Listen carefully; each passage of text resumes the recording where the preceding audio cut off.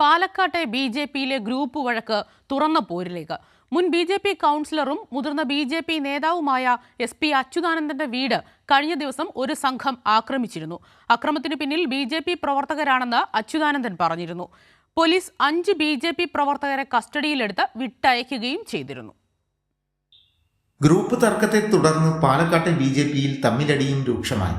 പാലക്കാട് നഗരസഭയിലെ മുൻ ബി.ജെ.പി കൗൺസിലറും തെരഞ്ഞെടുപ്പിൽ ബൂത്തിന്റെ ചാർജുമുണ്ടായിരുന്ന ബി.ജെ.പിയുടെ മുതിർന്ന നേതാവുമായ SP അച്യുതാനന്ദന്റെ വീട് ആക്രമിച്ചത് അറിയില്ലെന്ന് സംസ്ഥാന അധ്യക്ഷൻ കെ സുരേന്ദ്രൻ പറഞ്ഞു. VS അച്യുതാനന്ദനെ കുറിച്ചാണോ നിങ്ങൾ ചോദിക്കുന്നതെന്നും അല്ലാത്തൊരു അച്യുതാനന്ദനെ തനിക്കറിയില്ലെന്നുമാണ് മാധ്യമപ്രവർത്തകരോട് കെ സുരേന്ദ്രൻ പ്രതികരിച്ചത്.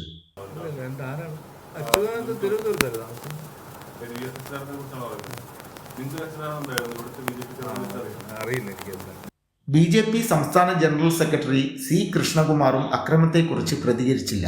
കെ സുരേന്ദ്രൻ, V മുരളീധരൻ ഔദ്യോഗിക പക്ഷത്തിനെതിരെ നിലയുറപ്പിച്ചിട്ടുള്ള അച്യുതാനന്ദൻ ശോഭാ സുരേന്ദ്രൻ പക്ഷത്തെ നേതാവാണ്. കഴിഞ്ഞ ലോക്സഭാ തെരഞ്ഞെടുപ്പിൽ പാലക്കാട് മണ്ഡലത്തിലെ സിവിൽ ഏരിയയിലെ 82ാം ബൂത്ത് ഇൻചാർജായിരുന്നു അച്യുതാനന്ദൻ. ജില്ലാ കമ്മിറ്റി പുറത്തിറക്കിയ സർക്കുലറിൽ ഇദ്ദേഹത്തിന്റെ പേരുണ്ടെന്നിരിക്കെ ജില്ലാ പ്രസിഡന്റ് KM ഹരിദാസ് നിഷേധിച്ചു. പിന്നെ അദ്ദേഹത്തിന് ബൂത്തിന്റെ ചുമതലയുണ്ട് പറഞ്ഞു. അങ്ങനെ ചുമതലയൊന്നും.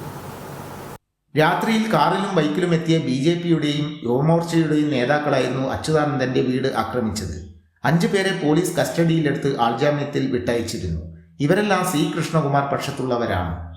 സച്ചിൻ വള്ളിക്കാട്, കൈരളി ന്യൂസ്, പാലക്കാട്.